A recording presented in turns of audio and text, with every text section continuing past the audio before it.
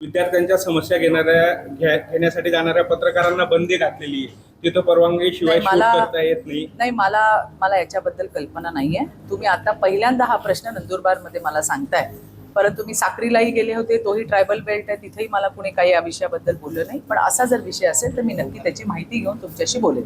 काही याच्यामध्ये दुसरा विषय असा आहे की याला धरूनच की राज्यामध्ये मुलींच्या सुरक्षिततेचा प्रश्न उभा राहिलेला आहे.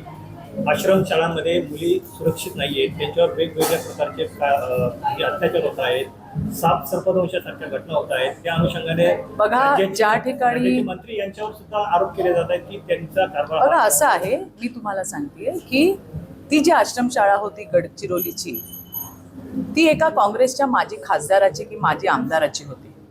त्यांनी आश्रमशाळेसाठी असलेले नॉर्म्स पाळले नाहीत.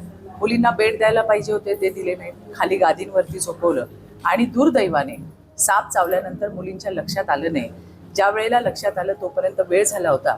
जेव्हा हे देवेंद्रजींना कळल्यानंतर मुख्यमंत्र्यांनी तातडीने त्या ठिकाणी पावलं उचलली. मुलींना मेडिकल फॅसिलिटी देण्यासाठी जे काही करता येईल ते शासनाने त्या ठिकाणी केलं. पण दुर्दैवाने आपण 3 मुलींना वाचवू शकलो नाही, हे सत्य आहे. आणि त्यामुळेच याच्या पुढे ज्या ठिकाणी या घटना घडल्यानंतर संपूर्ण राज्यामध्ये जितक्या आश्रमशाळा आहेत त्याचं ऑडिट होण्याचं काम चालू आहे. कुठे काय काम आहे, कुठे नाही आहे, कुठे नॉर्म्सप्रमाणे काम नाही आहे, त्यांच्या मान्यता रद्द करायचं काम चालू आहे.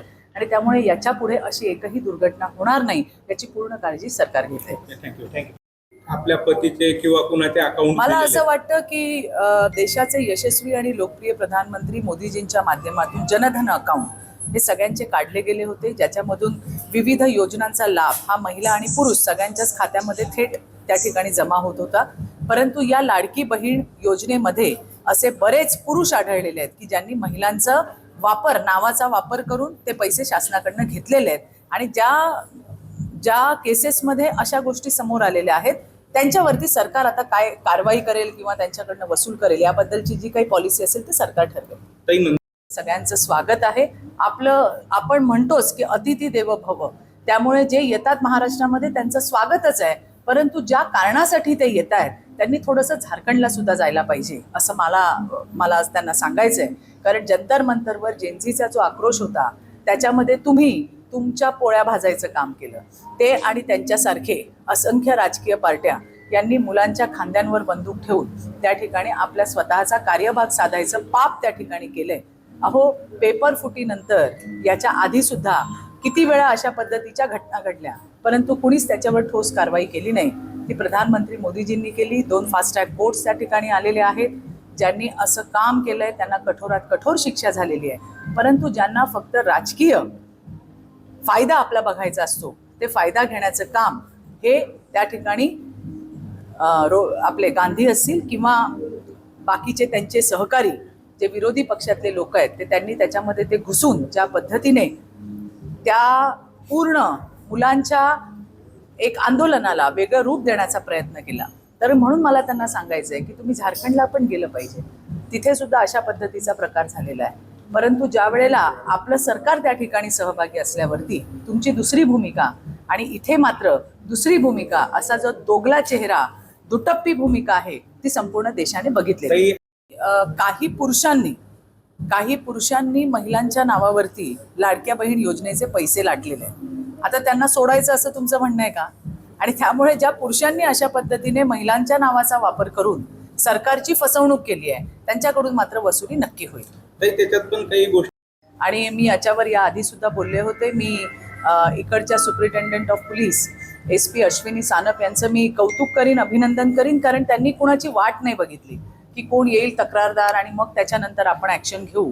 तर त्यामुळे त्यांना कुणकुण लागताच त्यांनी त्या ठिकाणी ॲक्शन घेतली, स्युमोटोमध्ये तक्रार दाखल करून घेतली. आणि हा जो कोण विकृत असा आरोपी होता त्याला अटक सुद्धा झालेली आहे. मला अशी भीती आहे की आणखीन, मी आता आजच नंदुरबारला आली आहे, मी उद्या SP मॅडमची भेट सुद्धा घेणार आहे. मला भीती ही आहे की हे काही रॅकेट होतं, काही स्कॅन्डल आहे, आणखीन याच्यामध्ये कोणी लोक आहेत का याच्या बाबतची सुद्धा माहिती ही उद्या मी मॅडमशी बोलून घेणार आहे. आणि असं जर कोण असेल तर त्यांना सुद्धा कडक शिक्षा व्हायला पाहिजे अशा पद्धतीची आमची सूचनाही त्यांना असेल.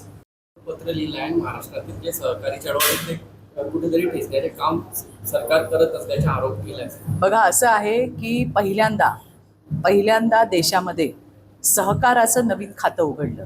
सहकार मंत्री त्या ठिकाणी आले आणि अतिशय चांगल्या पद्धतीने सहकाराला पुनरुज्जीवन करण्याचं काम हे अमितभाई शहा यांच्या माध्यमातून त्या ठिकाणी होतंय. जे रिकाम टेकडे आहेत, ज्यांना सकाळी उठून बोलण्याशिवाय, भोंगा लावण्याशिवाय दुसरं काही काम नाही आहे, त्यांना मात्र काम त्या ठिकाणी दिसत नाही. परंतु अतिशय चांगलं असं काम सहकार क्षेत्रामध्ये त्या ठिकाणी चाललेलं आहे. सहकार क्षेत्रातल्या लोकांना, सहकार क्षेत्रातल्या भगिनींना विविध संधी देण्याचं काम हे सरकारकडनं नित्य नियमाने होतंय. त्यामुळे कोण काय बोलतंय याला फार काही महत्व नाही. काही वंचित आहेत आणि त्यांना लाडक्या बहीण योजनेचा लाभ मिळत नाही, काय सांगणार? बघा, असं आहे की KYC करायला आतापर्यंत 5 वेळा वेगळ्या वेगळ्या मुदतीमध्ये एक्सटेन्शन देण्यात आलं होतं आणि त्यावेळेला आपण सांगितलं होतं सरकारच्या माध्यमातून तारखा सुद्धा डिक्लेअर केल्या होत्या आणि सगळ्यांनी त्याच्यामध्ये सहभाग घ्या अशा पद्धतीचं एक आवाहन सरकारकडनं करण्यात आलं होतं. त्याच्यानंतर जे ऑफलाईन आहेत त्यांच्यासाठी आपण अंगणवाडी ताई आपल्या आहेत त्यांच्याशी संपर्क साधून त्यांच्याकडे KYC किंवा बाकीची कागदपत्राची पूर्तता अशा पद्धतीचं आवाहन सरकारने केलं होतं. ज्या आमच्या ताई त्या ठिकाणी पोहोचू शकल्या त्यांना त्याचा लाभ मिळालेला आहे आणि ज्यांच्याकडे कागदांची पूर्तता झालेली नाही त्या मात्र या लाभापासून वंचित राहील. ताई,